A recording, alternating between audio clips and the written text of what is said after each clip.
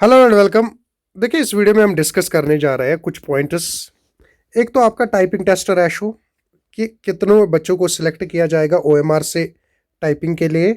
Secondly, cut off क्या रहने वाला है यहाँ पे। इससे पहले हमने एक वीडियो डाला था, उसमें हमने डिस्कस किया था रिगार्डिंग कट ऑफ के बारे में हमने डिस्कस की हुई थी। वो कुछ चीज़ें यहाँ पे करेक्ट करने की कोशिश करेंगे इस वीडियो में। देखिए, जब आपको पता है पहले क्या होता था, पहले टाइपिंग टेस्ट होता था जूनियर असिस्टेंट के लिए, बाद में इसका ओएमआर किया जाता था। और जो जितने भी बच्चे टाइपिंग में सिलेक्ट हो जाते थे वही बच्चे क्या है ओएमआर में बैठते थे। फिर एक फाइनल लिस्ट आके एसएसबी फॉरवर्ड करती थी डिपार्टमेंट उसको। मगर इस बार एसएसबी ने उल्टा किया। इस बार एसएसबी ने बताया कि पहले ओएमआर करेंगे, ओएमआर कंडक्ट करके फिर क्या करेंगे, फिर टाइपिंग करेंगे। और टाइपिंग में किस हिसाब से बच्चों के लेंगे, क्या हम 1:2 के रेशो से, 3:2 रेशो से, 1:4, 5, 6 क्या कुछ रहेगा, इसके बारे में अभी जेकेएसएसबी ने कुछ भी नहीं बोला। तो आने वाले टाइम में जब भी जेकेएसएसबी इसके बारे में बताता है कि हम कितने बच्चों को लिस्ट करेंगे किसके लिए, टाइपिंग के लिए, हम डेफिनेटली आपको अपडेट उसके बारे में दे देंगे। फिलहाल के लिए इतना बता दिया गया कि ओएमआर को कंडक्ट किया जाएगा। जो ओएमआर में बच्चे बैठेंगे फिर उसके बाद देखा जाएगा कि किस हिसाब से ये बच्चों को सिलेक्ट करते हैं टाइपिंग के लिए। फिलहाल देखिए, यहाँ पे दो चीज़ निकल के आ जाती है कि जूनियर असिस्टेंट जब इसका ओएमआर होगा, जितने भी बच्चों ने अप्लाई किया होगा, ऑलमोस्ट आप मान के चलो 80% बच्चे तो एग्ज़ाम दे देंगे। कुछ बच्चे तो एब्सेंट रह जाते हैं, किनका किसी का फॉर्म मतलब गलत हो जाता है, वो 2 बार फॉर्म फिल कर लेता है, या कुछ रीजंस हो जाते हैं फिर एग्ज़ाम नहीं दे पाते। यूजुअली आप देखेंगे मोस्टली 80% कैंडिडेट्स यहाँ पे जो है एग्ज़ाम दे देंगे।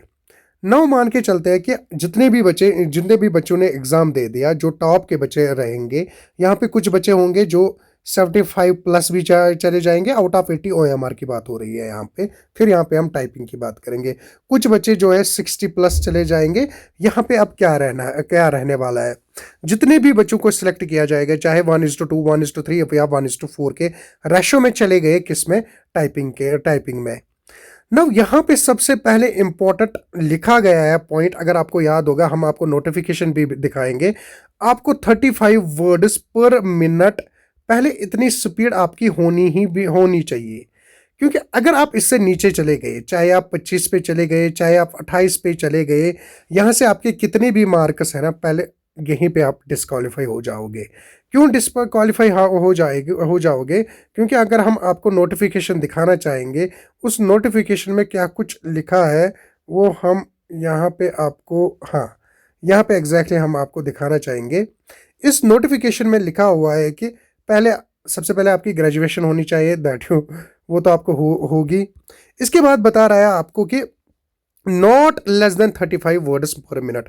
कहने का मतलब है कि 35 वर्ड्स आपके होने चाहिए, चाहे आपके ओएमआर में 80 मार्क्स, 80 के 80 क्यों ना हो, चाहे 75 क्यों ना हो, और आपकी जो स्पीड है वो 35 वर्ड्स पर मिनट नहीं है, फिर आप डिस्क्वालीफाई हो। क्योंकि यहाँ पे सीधा आपका रिजल्ट आता है कि यू आर नॉट एलिजिबल। तो आप यहीं पे डिस्क्वालीफाई हो सकते हो अगर आपके वर्ड्स 35 वर्ड्स पर मिनट नहीं होंगे। तो सबसे पहले बेस क्या है, बेस आपकी 35 वर्ड्स पर मिनट है। और हम आपको दिखाएंगे कि अगर आपने नोट भी पढ़ा होगा, नोट में लिखा है कि एक तो 35 वर्ड्स होने चाहिए, साथ में आपकी जो एक्यूरेसी है वो 90% से अबव होनी चाहिए accuracy. Once this condition is done, जब आपका ये कंडीशन बराबर हो गया, 36, 37, 38 पे चले गए, फिर उसके बाद क्या है आपका, उसके बाद जो आपको मार्क्स मिलेंगे ना, वो प्रोपोर्शनेट के हिसाब से मिलेंगे। अब ये चीज क्या होते हैं, ये भी हम यहाँ पे सीखेंगे। मान के चलते हैं कि आपने आपके एग्जाम में मार्क 70 आ गए, उसके बाद 70 आने के बाद आपको लिस्ट किया गया टाइपिंग के लिए, और टाइपिंग में आप 35 से ज़्यादा वर्ड्स हुए और एक्यूरेसी आपकी 90% से ज़्यादा हुई है, उसको आपको प्रोपोर्शनेट के बेसिस पे मार्क्स मिलेंगे।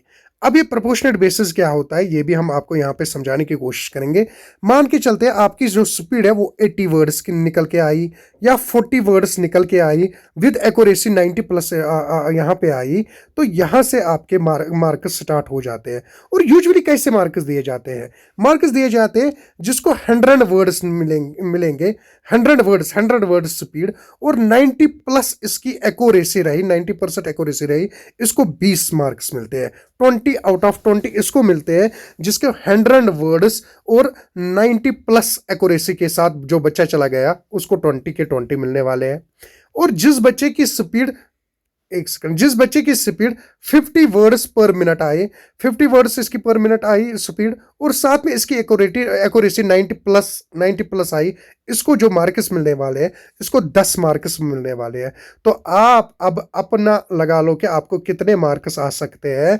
100 वर्ड्स पर मिनट वाले को आप 20 मार्क्स दे देना, और उस हिसाब से आप अपना देख लेना और कैलकुलेट करके आप यहाँ पे निकाल सकते हो कि आपको कितने मार्क्स मिलने वाले हैं। आप कमेंट सेक्शन में भी बता सकते हो कि आपके कितने मार्क्स बनते हैं। हम आपको कितने वर्ड्स पर मिनट आपके स्पीड है और क्या एक्यूरेसी है, हम आपको बता देंगे कि आपको कितने मार्क्स मिलने वाले हैं। और लेटर ऑन आप उसको, उन मार्क्स को ऐड करके आप किस में देख सकते हो कि कहाँ किसको ऐड करोगे, OMR में जो आप फैच करोगे देख सकते हो कि कहाँ तक आप जा सकते हो।